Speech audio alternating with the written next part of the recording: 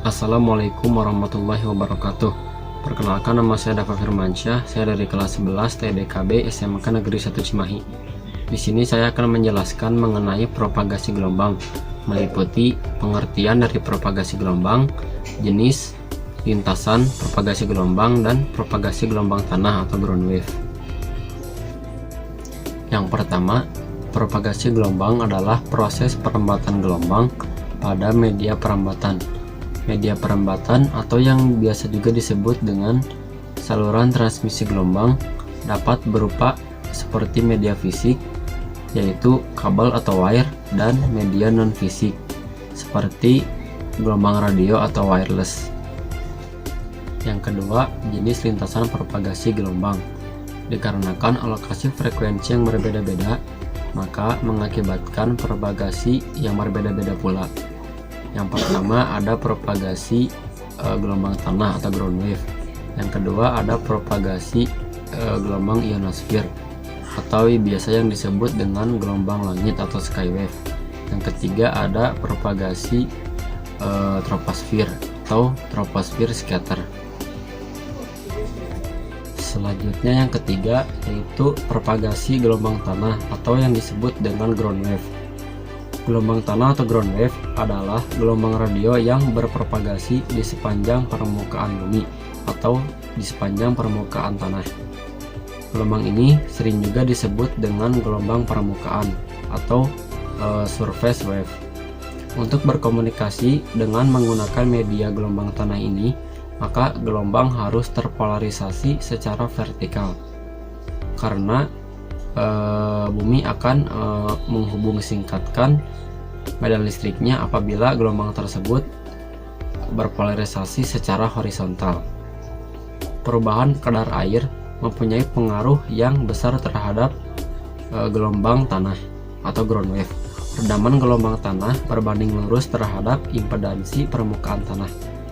Nah, impedansi inilah yang merupakan fungsi dari konduktivitas dan frekuensi. Jika bumi mempunyai konduktivitas yang tinggi, maka redaman atau penyerapan energi gelombang akan berkurang.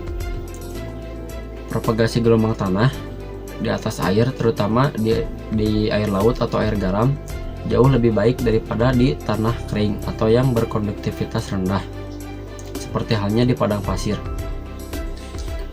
Rugi-rugi atau redaman tanah akan meningkat dengan cepat dengan semakin besarnya frekuensi.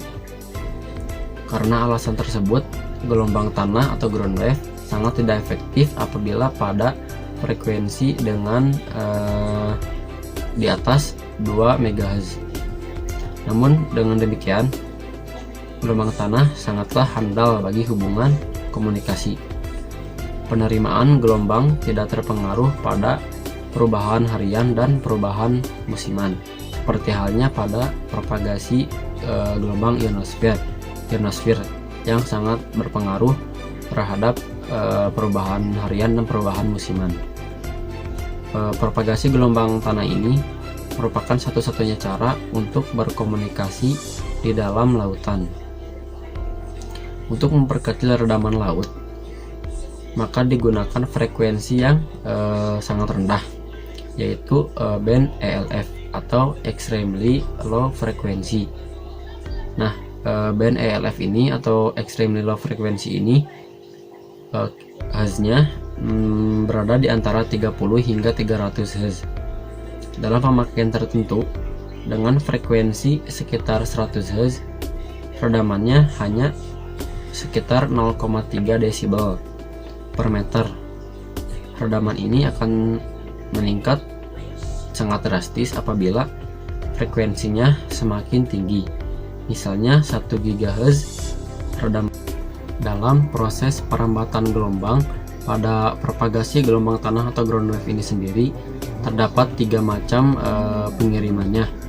Yang pertama adalah sinyal atau gelombang langsung dikirimkan dari pengirim ke penerima, langsung melewati udara di sekitarnya.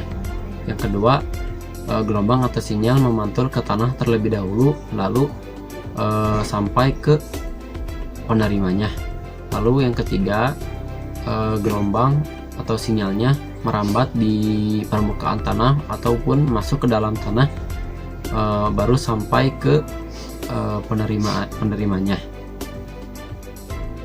Mungkin cukup sekian penjelasan saya mengenai propagasi gelombang yang meliputi pengertian, jenis lintasan, dan salah satu propagasi gelombang yaitu gelombang tanah atau ground wave.